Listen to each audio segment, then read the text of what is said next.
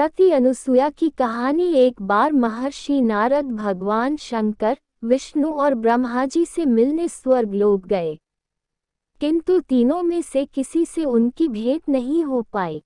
तीनों की धर्म पत्नियां अपने लोक में उपस्थित थीं। भेंट के दौरान महर्षि नारद ने यह अनुभव किया कि इन तीनों को ही अपने पतिव्रत धर्म, शील एवं सद्गुणों पर बड़ा गर्व है। अतः उन्होंने एक एक के पास जाकर कहा, मैं विश्वभर का भ्रमण करता हूँ, किंतु अत्रि ऋषि की पत्नी समान पतिव्रत धर्म का पालन करने वाली शील एवं सद्गुण संपन्न स्त्री मैंने नहीं देखी न ही सुनी। ये सुनकर पार्वती, लक्ष्मी और सावित्री को बड़ी ईर्ष्या हुई। अब वे तीनों व्याकुलता से अपने पतियों के आने की प्रतीक्षा करने लगीं। अपने स्वामी के आगमन पर उन्होंने अपने पति से प्रार्थना की कि वे सती अनुसुया का प्रतिधर्म भंग करें। अर्धांगिनियों के कहने पर तीनों देवता इस हेतु राजी हो गए। अब वे तीनों एक साथ अत्रि ऋषि के आश्रम में इस कार्य हेतु पहुँचे। पुनर्तः योजना बनाकर वे तीनों याचक के रूप में भिक्षा मांगने गए।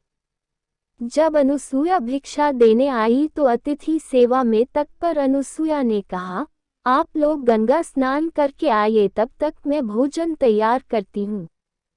स्नान के बाद अनुसुया ने उन्हें भोजन परोसा। तब तीनों देवता बोले कि जब तक तुम नग्न होकर भोजन नहीं परोसोगी तब तक हम भोजन नहीं करेंगे।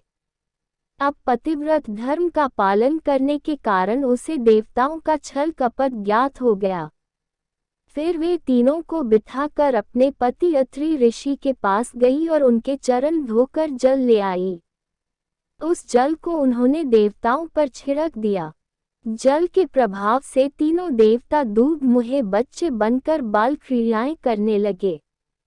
तब अनुसुया ने उन तीनों को दूध पिलाकर पालने में सुला दिया। इस प्रकार कई दिन बीत गए। जब तीनों देवता लौटकर अपने लोक नहीं पहुँचे तो देव पत्नियां चिंतित हुईं। फिर एक दिन नारद जी से ही उन्हें ज्ञात हुआ कि वे अत्रि ऋषि के आश्रम के आसपास देखे गए हैं।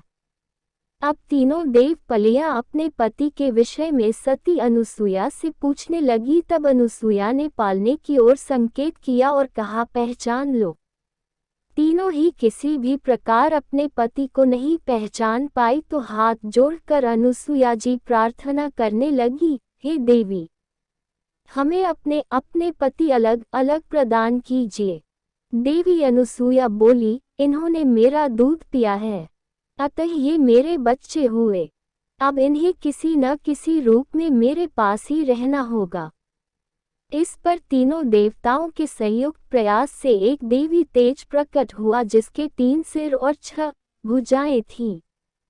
इसी अलौकिक अवतार का नाम दत्तात्रेय रखा गया। अनुसुया ने पुनः पति के चरण धोए और जल को देवताओं पर छिड़का तो वे अपने पूर्व रूप में आ गए और स्वर्ग की ओर लौट गए। दोस्तों, अगर आपको ये वीडियो पसंद आए तो वीडियो को लाइक और चैनल को सब्सक्राइब जरूर करें।